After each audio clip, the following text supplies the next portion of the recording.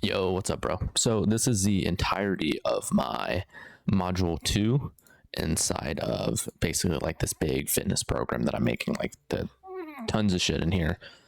It's basically all just like how to build athleticism, build strength, all of that. And this is the full muscle building section. As you can see, I'm a little bit buff. As you can also see, guys that I've helped coach got a little bit buff. This guy got to 135-pound weighted dips, and he's like 90 kilo. This guy, he got more jacked. This guy got more jacked. All these people say nice things. This guy also got more jacked and also increased his pull up. So stuff works. But yeah, let's get into it right now. If you want to join the program right now, it's a discount for the first people who join. But otherwise, yeah. So there's some truth about muscle gain that nobody really tells you, and I feel like I'm credible enough in this to obviously say these things that are a little bit controversial. And if you've watched the previous modules and you know on my proof where I've done like 50-pound muscle ups, 100-pound pull-ups for reps, 100-pound weighted dips for reps, like handstand push-ups, weighted one-arm pull-ups, like I have a good physique, all of that stuff. The truth is, you can gain 40 to 60% of your best gains with only 2 to 4 sets a week. And the average person might be thinking, oh, so if I can get 40 to 60% of my best gains with only like 4 sets a week, that means that I can do like the recommended 10 sets, 20 sets per week of whatever to grow muscle, whatever. And I can make the most progress. It's good to know that like if I only have a little bit of time, if I just like train really hard and do short sessions, like that's fine and whatever. No. The point that I'm trying to make is that if you're able to gain such a high percentage of your gains with such a low amount proportionate to the ceiling, so you probably heard the advice online of like 10 to 20 sets is the optimal range for muscle growth. What I'm going to tell you is do less than that. And the reason why I prefer lower volume specifically isn't because you progress faster. You actually progress slower, and I've historically progressed slower when I do lower volume. And you might be thinking, like, what? That's stupid. Like, my goal for watching this is to gain muscle to get stronger, whatever. No. Hear me out. When I do high volume and when other people do high volume, there's a few things that I've noticed. They normally feel worse and normally like eats up all of their energy for the day. So if they train in the morning, they're pretty much useless for the rest of the day. Or if they train at night, then I guess they get to go to bed like tired or whatever. But lower volume, you use less energy because you're training less. Your cortisol doesn't spike. We'll speak about that in a moment. You'll enjoy training more. You'll be able to be more consistent because you'll enjoy training more, and it's low volume, so you'll be more recovered. You'll have to deload less, which means you have to take less off time. And if you like training, then this is great. You get to spend more time with friends because if you're just training hard, you're not really focused too much on like a specific split, and you're using the other principles that I'm going to speak about where it's getting stronger, focusing on like key movements, key compounds, whatever. When you train hard, you're not as attached. And when you do lower volume, like higher intensity, you're not as attached to your specific lifts just because it's a little bit harder to get stronger and it takes a little bit less focus. So you're able to be more comfortable with shifting up. Okay, I normally do weighted dips. My friend wants to do bench press or chest press. We can do chest press today. Next time I'll hit weighted dips, and then I'll be back stronger next time, whatever. When you do a bit higher volume, the mindset is usually like fast progress, and your gym or your life is centered around training, which is fine. But we want all aspects of life to be maximized. And the thing is, if you can make well over half your gains doing the most minimal amount of training, why not just make it fun? If you're doing 8 sets a week of one muscle and you're doing like prioritizing compounds and you're doing your isolations, I would bet money you're making 80% of your best growth. And if you're making 80% and it's way more fun and you feel better and you get to train more because you like training and you get to spend more time with friends and you have higher energy levels, then why wouldn't you do that? And the main reason you have all of these better feelings when doing lower volume training is because of cortisol. What happens is when you train a ton, when you're doing lots of sets, when you're doing lots of reps, when you're doing lots of total volume, it actually increases your cortisol, which is basically like your stress hormone. Your body gets under a ton of stress. So this is part of the reason why Doing more volume is less effective over time because cortisol stunts muscle growth, but the stimulus is more than the reduction to stimulus. So basically, the amount of cortisol spike doesn't matter because you're growing muscle more because of the more volume. But the point is, the rest of your life gets affected a ton when it is that you do higher volume. When you do lower volume, you actually get to enjoy yourself much more overall, and it's much more sustainable. And the thing is, I've done all of the splits over the past 5 years. I've tried bro splits, training every day, training minimalist volume, training like 1 or 2 3-hour sessions versus like every single day 30 to 60-minute sessions. I can guarantee you the shorter sessions more frequently at a higher intensity are way more enjoyable. There's much more structure to my life, and it's just so much better feeling.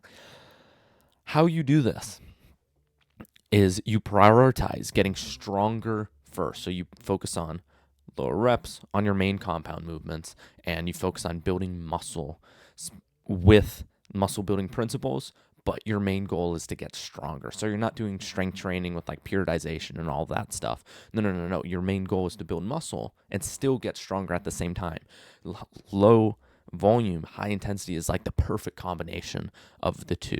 And this is by prioritizing your compounds, doing lower reps of like sets of 5 to 10, depending on what season you're in. Once you stop making progress, you can modify this a little bit. You still need some basic like periodization principles, which is basically just changing your training as you start to plateau and stop progressing. You do higher rest times. So for compounds, for example, you would do 5 minutes, 4 minutes, whatever. Rest longer because you're going to be more recovered in between sets. Your nervous system is going to have more time to recover. Your creatine phosphate systems are going to have more time to replenish. So for example, if I'm doing 2 sets total and I'm doing weighted pull-ups, if I do 100 pounds for 5 on the first set, if I rest 2 minutes, then I'll only be able to do 50 pounds for 5. But if I rest 5 minutes, then I might be able to do 100 pounds for 5 again, or I'll do 90 pounds for 5 again. The amount of intensity per set, because we're only doing 2, 3, maybe 4 sets, depending on the movement, that amount of intensity is going to allow you, or after you rest, you're going to be able to be more intense per set. Prioritizing higher frequency for key lifts, training pull-ups, for example, 2 to 3 times a week, high pull-ups 2 to 3 times a week.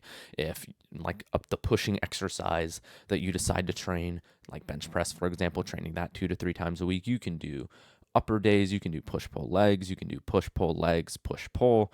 It doesn't matter. You can do an asynchronized split, you can do a synchronized split. Asynchronized is like push-pull legs, rest, so it's 8 days over the course of 2 cycles, so it's push-pull legs, rest, push-pull legs, rest.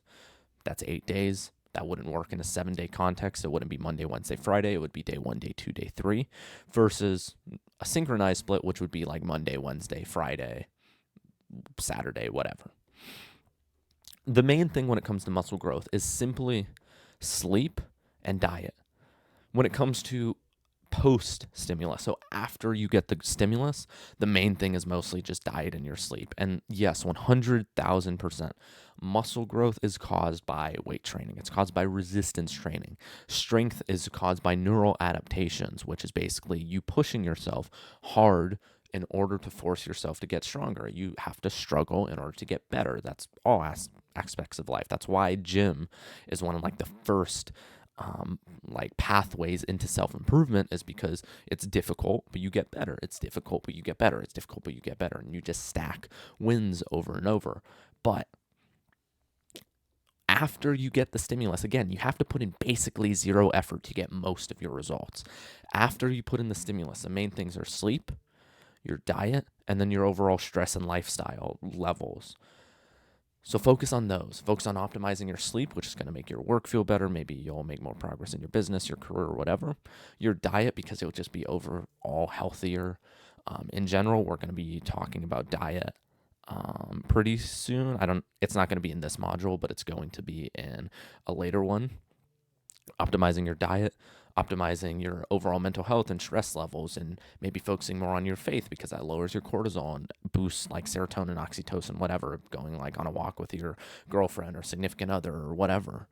Lowering the overall stress level, lowering the overall cortisol spikes, and increasing all the good hormones, reducing all the bad hormones, is going to allow you to maximize muscle growth, enjoy life the most. And a couple years from now, because you're forward thinking enough, a couple years from now, you're going to have a sick physique.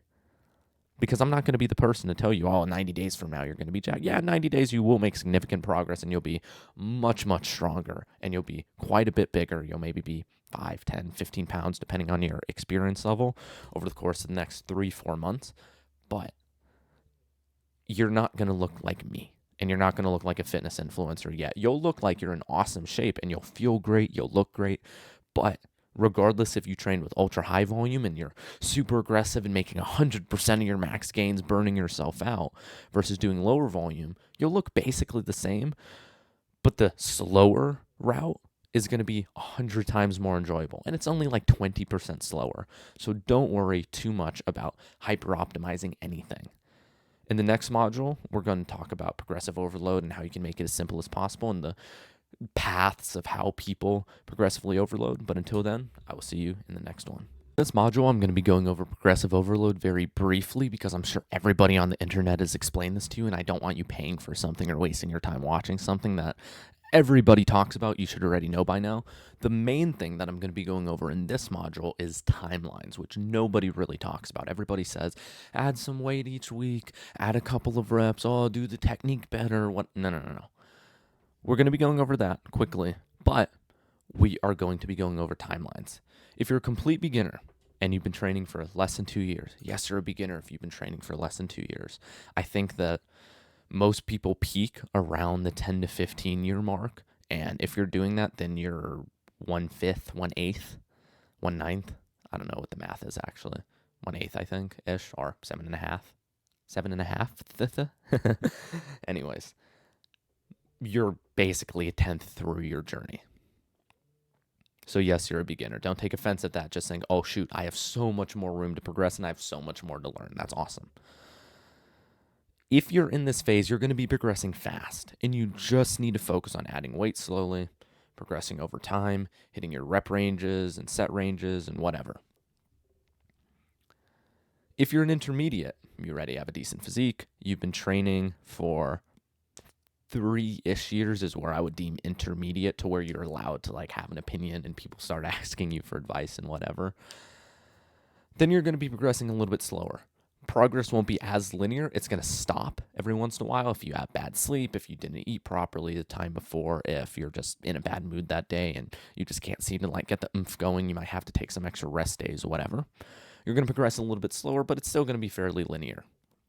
When you're advanced, when you have a super desired physique, when you're super strong already, you're going to hit some more walls. And what I mean by that is you can still progress as long as you're doing everything right, but it's going to have to drop. So for example, I was my strongest in weighted pull-ups in the 5 rep range. And you hear me talking about the 5 rep range. So like my sets of 10 right now are the strongest they've ever been, but my sets of 5 are weaker because I need to be more specific with my training. I don't get as much of a bleed through into other rep ranges because I'm more advanced. I was strongest like a year ago in my sets of 5 for weighted pull-ups. I was doing 110 pounds for 5 reps. I can maybe do that for 2, maybe 3 now. I had to take a huge drop in strength in order to build my base back up. So if, let's say that this is the line and I have a drop off, I raise my baseline now. So I'm increasing my sets of 8, my sets of 10, whatever. I have to pick a different rep range in order to change the neuroadaptation being made, build more muscle, build more general strength, so I'm able to progress more overall. I raise my baseline. Now my potential for strength used to be 110 pounds for 5. That was the absolute peak. That was the most that I can do. Now it might be 120 pounds for 5. Now I have to actually realize that potential through training. So for example, right now, my max set of 5 might be, let's say it's 90 pounds. Over a couple of weeks and months, if I keep progressing, I'll hit 110, which was my old peak. Now, because I have a new peak, I can keep progressing. 112.5, 115, 117.5, 120. I hit 120 for 10, or 120 for 5. I wish I hit 120 for 10. I hit 120 for 5. Now, what will happen is I have to come back down again, lower back to my baseline. Then I increase my baseline. Then I'm weaker now. Let's say I do 100 pounds for 5 reps after I build volume and I spend a couple months in higher rep ranges and building up volume, building up sets, whatever. building up like general strength, I call it. It's less specific because it's sets of 10. For example, sets of 8, 6, doesn't matter. Now I build back into my sets of 5. I started 100 pounds for 5, then 110, then 120. I hit my old peak. And now, because my potential is higher, I'm able to hit 130. Cool. 130 for 5. Awesome. I got stronger. That's how progression works at the advanced level. In the intermediate level, it's similar, but it takes less time. It won't take months. As a beginner, you can progress 2 to 5 pounds each session, or 2.5 to 5 pounds each session, sometimes even more, sometimes up to 10, depending on the lift, depending on how like neurally proficient you are at it, which basically means how well your brain understands the movement, like how efficient your body is at moving the muscles in the right way or whatever. This isn't something like you can do right now. This is something that your body naturally does as you go. You can increase like 2 to 5 reps each session. Like you progress so unbelievably fast. It's not even funny. I had a guy that I was coaching, and I think he was benching like 10 pounds for 10. He was a little kid. When I first started coaching in person, it was like kids and stuff because I was like 16. That was the most he could do. He did 10 pounds for 10. In like 2 weeks, training twice a week, he got to, I think, 25 for 10. 25 for 12, I think. That's ridiculous. If I was to double any of my PRs, I'd be jumping up and down. It was more than double. It was like 150% increase. That's crazy. Plus added reps. As a beginner, you progress ridiculously fast. Just worry about doing the core things right. So training consistently, eating consistently, training with as much intensity as you can, resting, hitting the split you're supposed to hit, figuring out what movements you like, whatever. As an advanced person, or as an intermediate person, you'll be able to add usually between 1 and 3 reps per session. Usually you're able to add a rep or add weight. So a beginner will normally be able to add reps and weight. An intermediate might be able to add reps or weight.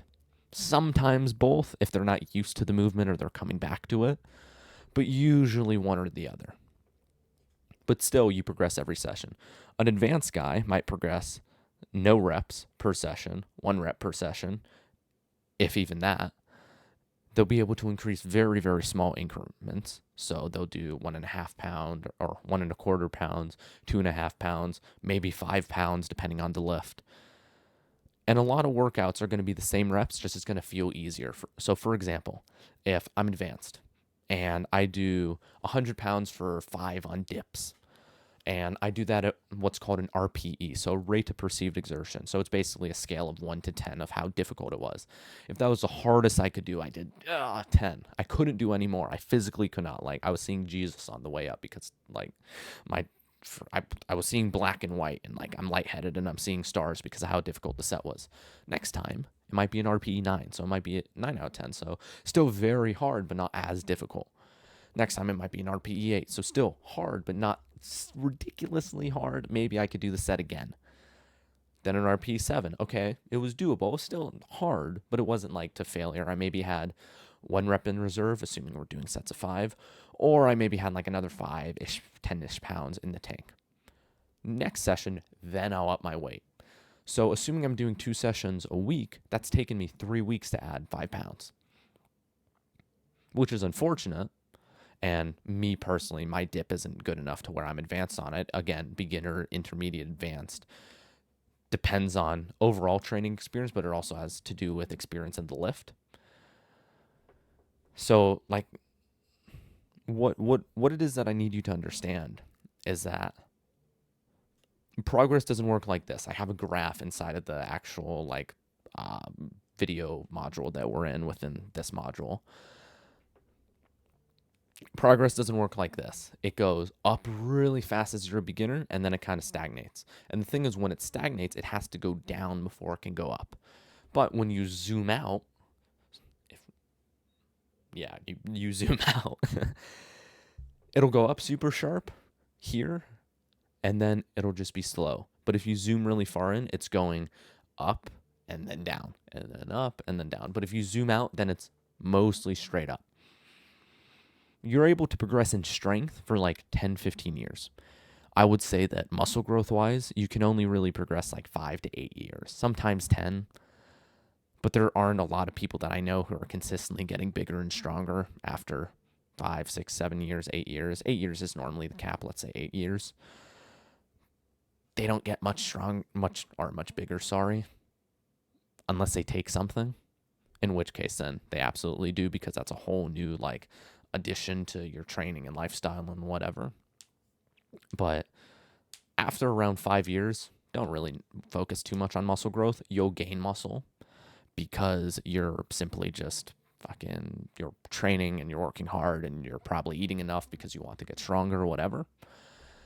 But mainly focus on just getting stronger after that point. As a beginner, focus on a good balance between building muscle, between getting stronger. Focus more on muscle growth, maybe like a 60-40 split. And then once you get more advanced, focus more on like a 70-30, 80-20 in the direction of getting stronger, unless it's for specific muscles that you care about. Like I'll train my forearms specifically.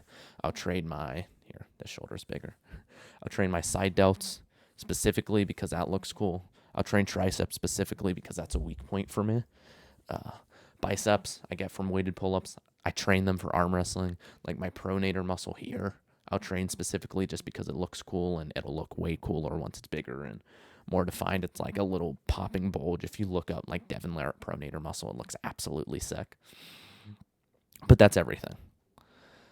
In the next module, we're going to be talking about how fast you should gain weight. So go to that one once you understand everything about here. Maybe make a post asking any questions, any clarifications, whatever. Cheers. So how fast should you actually gain weight? I'm going to be giving you advice that you're not going to want to hear, especially for a beginner, and especially if you don't really have a good attention span and you're not able to commit yourself. Only gain about 1 to 2 pounds per month, and focus mostly on lifestyle, on training, on gaining weight, on getting progressively stronger, whatever. The reason is I have 2 pictures attached to this module that you can like get out of full screen and you can check out. Basically, it's me versus my friend Daniel in our transformation. We've both been training around the same amount of time, and I've gained around 60-ish pounds in this picture. He's gained 100. The thing is, he's a lot fatter than I am. And he probably has about 40 pounds of fat on him that he could lose before he's as lean as I am. We probably have built the same amount of muscle total, but I'm way leaner. Why? Well, I'm lucky and I have the genetics to make it to where it's very difficult for me to gain weight. But when I do gain weight, it's very little and it's very slow. Daniel has a bit different genetics. He's able to gain weight super easily, super quickly, and he also eats everything inside the fat fuck. Me, I gained weight slow, and it allowed me to always have a six-pack, always look bigger, always walk around with the physique that I have, always be as strong as possible, as strong as I've ever been, assuming that I'm peaked. And I don't have to worry about bulking or cutting or whatever. My goal is just to progressively get a little bit bigger year by year. And as long as I'm staying lean, then I can continue to do that. And each year I look back and I think, wow, I look way better than I used to look. I look fucking insane. Each year I get I get a noticeable improvement in how it is that I look. And it's not even close. I want you to understand that more isn't better. Because the thing is, when you're a beginner, yes, you can gain more weight, and yes, more of it will be muscle. But you'll gain probably like 5-10 pounds within your first like couple of months, just because of water and the way your body stores things differently and different levels of hormones and whatever. Like if you're a complete beginner, like complete noob, then just don't worry too much about this. This is more for like after 6 months. But if you've been training for more than 6 or so months, I'm telling you, gain weight slowly. So slowly. Track it based on the month. And the thing is, you can track your weight every day. You can check the weight scale. You can do whatever. Track it based on the month. Think long term with this, because I'm telling you, as somebody who's done this, as somebody who's coached people, as somebody who has done people ask me for advice all of the time. I guarantee you, almost every time I go into the gym, somebody is asking me like a question, or every time I make a post on my story on Instagram, I get messages of people asking me like, how do you do this? Oh, like that's sick. Like, I was struggling with this thing. Can you help me? There's been people who found my Substack account, which is like a newsletter website that I never post on. And they're like, yeah, I followed you from YouTube a few years ago. I just found your Substack. So anyway, how do I do handstand push-ups? Like, it's ridiculous. I'm telling you, slower is better, because this is a prime example. These two pictures of me and Daniel. This is a prime example of a clean bulk, which I wasn't clean bulking intentionally. I just wasn't able to eat as much calories as he was, proportionate to what his body needed. So I did this on accident. I'm just saying that this is a better way, like, definitely. Clean bulk, like slower gain, maybe not clean, because a lot of this was junk food and trying to get calories in because I have shit genetics, whatever. Clean bulk versus dirty bulk, or low surplus versus high surplus.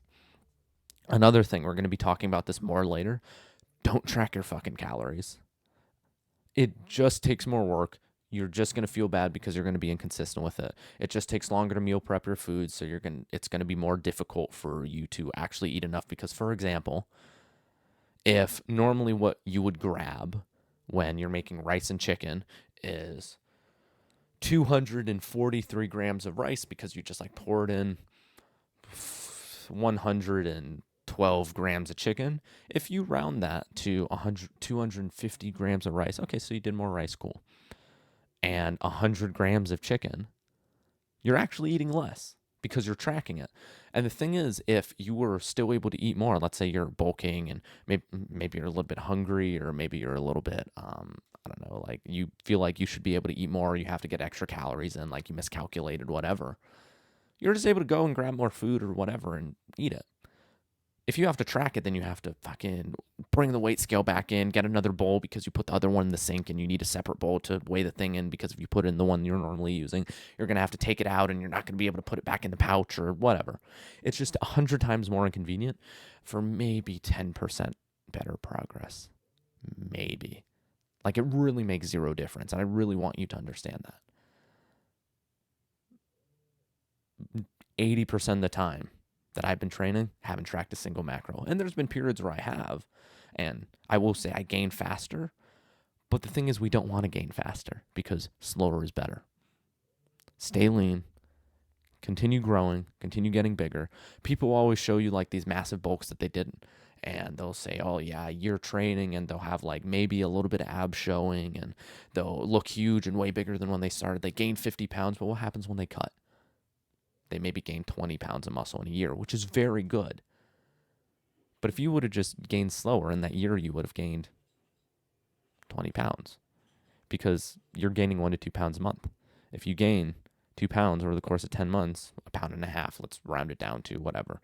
That's like 17 and a half pounds. You get the point. You get the picture. You would have gained 20 pounds anyway, but you would have stayed lean the whole time. And yeah, it's more of a dramatic transformation short term, but long term, you just get to look back at the pictures and think, whoa, I look way better. That's cool. So that's everything for this module. Really, really focus on gaining weight slower rather than faster, please. So how do you bulk without actually getting fat?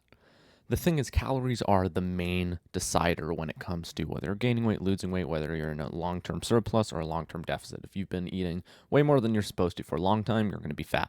If you're way smaller than you'd like to be and a lot leaner than you'd like to be, leaner as in like you're small and like you kind of maybe have abs, whatever, like the skinny fat, skinny guy physique, you know what I'm talking about, I'm assuming, because that's why you're here. Calories is the main thing, but there's a couple other factors that if you were to take me, for example, I could look completely different at the same weight with the same level of training experience, literally from day 1 to day 2, based on a couple of things. And those things are macronutrients, micronutrients, stress levels, sleep, and your overall mental health. And those all contribute with each other. When I say mental health, I mean all of like the fucking hormones and all of the things that lead to that. Macronutrients.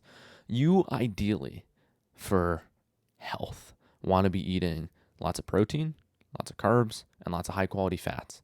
High quality protein, high quality carb, high quality fat. Protein, kind of whatever is high quality, as long as it's not like soy or chickpea or any vegan plant-based protein sources, they suck as actual like protein sources. The quality is just horrible.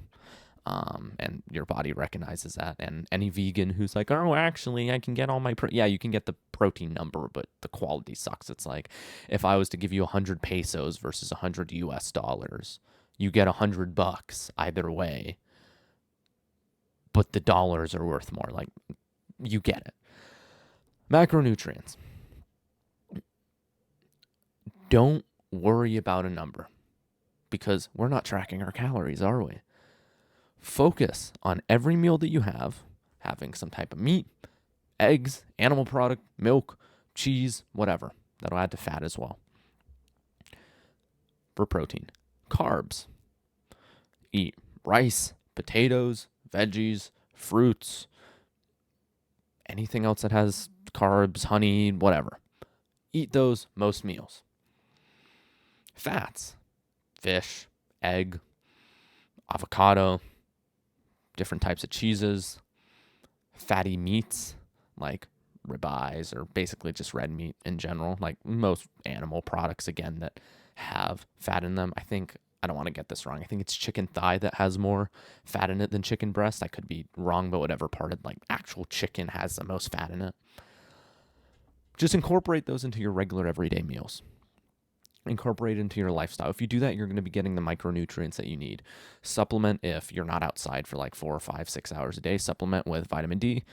Most people should take some magnesium. Most people should take zinc. Basically everybody should take omega-3. I can't because I have a shellfish allergy, and a lot of producers of omega-3 get it from fish, and I'm not able to because it gets like mixed with shellfish and other fish products. So I'm not able to take it. I wish I could. If you're not able to take it, just eat tons of salmon, tons of eggs, whatever, to get your omega-3s, which is basically how you optimize for brain health and all that stuff. I read a book on here. I'll actually show you because I can grab it.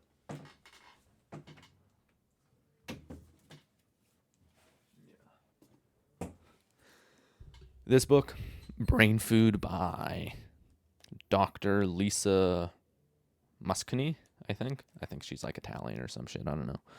This goes over it a ton. If you want to read it, you can. But basically talks about omega-3s and like all of the foods that you should eat for brain health and overall like well-being and all of that stuff just to optimize your health further. Those are all things. We went over magnesium, zinc, omega-3. You can take creatine. I personally don't really notice a difference. I gain a little bit of weight. I may get slightly stronger. I stopped taking it just because I don't need it and it doesn't really affect me. You can start with 10 grams a day. You can do 5. You can do 15. Basically, more is more as long as it's healthy for you. Start with 5. You can ramp it up. All of the studies have basically shown that more is better when it comes to your cognition, when it comes to your overall performance, just as long as you don't notice yourself getting super bloated, which it will bloat you, short term at least. And as long as you notice yourself getting stronger, and as long as you notice that you aren't getting like really bad stomach aches and really bad indigestion, because for some people it does have that effect. As long as those things aren't happening, then you're completely fine to take more and you can do whatever. I believe that's all the supplements. Stress levels. Some of the best things you can do for stress are work that you enjoy and being around people that you like. That's basically it. There's an amount of solitude that you can give yourself. So like alone time by yourself, like not really doing anything. That's very good. Presence overall is very good for overall stress levels. So just like kind of being in the moment, not really doing anything else. Like for example, if I was responding to messages while recording this, then long term, that wouldn't be good for like my overall stress levels just because it's a ton of shit coming in. Monitoring your dopamine again. I'm sure you've heard about all of this, making sure that you're not like scrolling a ton, watching like news feeds that are stressing you out, whatever. Positive, happy thoughts. All of that's going to help. One of the biggest things you can do for that is sleep. One of the biggest things you can do for health overall is sleep. Brian Johnson, which is one of the healthiest people in human history, like measurably, he always says number one thing you can do is sleep. Every health professional says number one thing you can do is sleep. And a separate module will go over how to actually do that. I'm a very bad sleeper, and now, or I'm historically a horrible sleeper, and now I'm just like an sleeper. So I should be able to give some insight just because I'm not very like talented at that. Even when I was little, I stopped taking naps when I was like 8 months old, whatever, because I'm just a twat apparently. And then improving your mental health, being around people that you like, doing things that you like, whether it's you have a significant other or an animal, like having some type of physical touch in your life. All of those things are going to be very positive for you, like an overall life mission and goal and having a sense of meaning and purpose and whatever. Again, all of those things aren't things that I'm going to teach you here or talk about too much here, but that's like the general consensus on how you can how you can maximize these things. The thing is, if you dial all of these down, if you have the micronutrients, the macronutrients, you have the supplements down, your stress levels are down, your sleep, your mental health, you can have the exact same physique, exact same body, exact same training structure, but you'll feel better. You'll look quite a bit leaner. You'll look quite a bit more muscular. You might even look a little bit bigger. Like genuinely, it makes a huge difference on a day-to-day level. And not huge as in you're going to look jacked if you have no muscle, but you'll notice it, especially if you're already muscular. And you'll notice it especially in how you feel. And that's going to allow you to train more consistently, enjoy it more, want to push harder, be able to push harder. All the things are going to lead to more growth long term. So focus on that. That's everything for this module. In the next one, we're going to be talking about why most people overcomplicate hypertrophy and how you can avoid that like propaganda bullshit. See you in the next one. People overcomplicate hypertrophy all of the time. And people online will say like, oh, maximize the stretch, 20 sets is optimal, 1 to 3 RIR. Don't fatigue yourself, but still make sure you're training every muscle 10 to 20 sets or else you're going to make zero progress. And then they turn around and say, do what works for you. And then they spin it back and go, yeah. But if you do what works for you, that's actually not right because you're not training like this. You're not training optimally. You're not doing the crucifixion flaps or whatever where the cuffs are around your elbows and you're doing like half reps on a lat pull down. My advice is much simpler and it works a little bit. Do movements that you like, that you can get stronger in. Do as many sets per muscle as you want. Make sure you're training hard and do what you like. That's it. Eat enough. Live a healthy lifestyle. Again, we're trying to maintain health, overall well-being. We're young adults, gym is in our life, nor do we really want it to be. It's a hobby that we enjoy. Believe me, as somebody who's trained like a professional athlete before, it's fun if you have something to compete towards and something to do and you're doing it with people. But it's one of the worst life experiences if your goal is just look better and get stronger.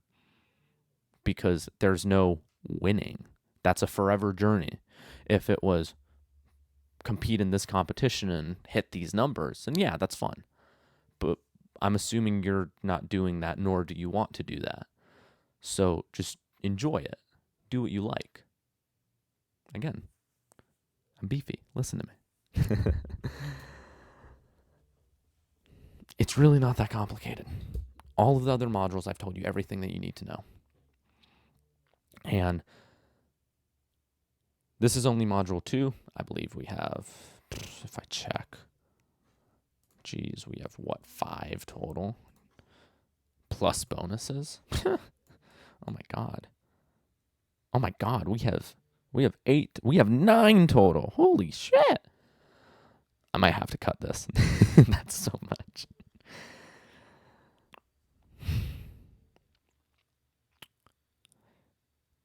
There's a lot of information here. And it's all me talking about how to optimize things and to make sure that you're optimizing things while enjoying it and maximizing enjoyment while building athleticism, a good physique, whatever. And we're going to be going over the training principles. And I give you example splits and I give you so much stuff here and it can feel like a lot of information. But at the end of the day, if you really want to take nothing from this, just have fun, enjoy yourself, be around people that you like, do things that you like. And all of these tips and tricks, they're all little nuggets. They're all little pieces of advice that will lead to you getting better over time. And the thing is, you'll make faster progress if you have them versus if you don't. But I'm not saying every nugget, as in we can say every module, is for you. If there's, I think, 44 total modules in here, maybe 10, 20 of them will be super significant. Maybe, or let's say 5 of them will be super significant. Another 10, 15 will be very helpful. You'll put them into use. Another 10 will be situational. So it depends on like what season you're in, whether or not you use them, whether you listen to the advice. And then the other ones might just be plain old stuff that you know. That's fine. The thing is, just make sure that you're still enjoying it. Make sure that you're not the type of person who's over optimizing everything all of the time. So yeah. That's all for Module 2. Module 3 is going to be about, if I check my list, purely getting strong. So here we talked a lot about, okay, we want to build muscle, but we can get most of our gains if we prioritize getting strong. Now we're going to go more into detail about actually getting strong and more complicated periodization, more complicated management of fatigue. Again, I can do a very intuitive approach personally just because I have all of this information. I give you splits because you don't have the info yet. You haven't experienced it. Over time, the idea is just to make it intuitive and to make it fun or whatever and try stuff that you like. And if you want to optimize further, you can. But next module is all about strength and getting strong as an ox. So yeah, I'm super excited for that one because that's what I really enjoy talking about. So, all right, so I hope you enjoyed that. If you are a young guy like all of these people, and like I am myself, and you want to improve your fitness, your social skills, your faith, the level of achievement that you have, so like your overall purpose and desires and the standard that you set for yourself, and also you want help doing that through challenges, whether it's dopamine detoxes, running challenges, like exercise, consistency, protocols, whatever. You want all the courses that are going to be added. You want weekly accountability calls. You want a community as it grows. Right now, you would be considered a founding member. Again, you can just check the link in the description to see how many people have added, but I'm releasing this product literally today, so obviously there's no one in it yet. First 25 members get everything for $19 a month. That's a 45% discount from the price that it's going to be going up to. Again, I'm really going to be prioritizing community with this. If you're interested, go to the link in the description and then press join. But otherwise, hope you have an awesome day. My name is Brandon. You keep doing the best of doing your best. Trust God. Signing off.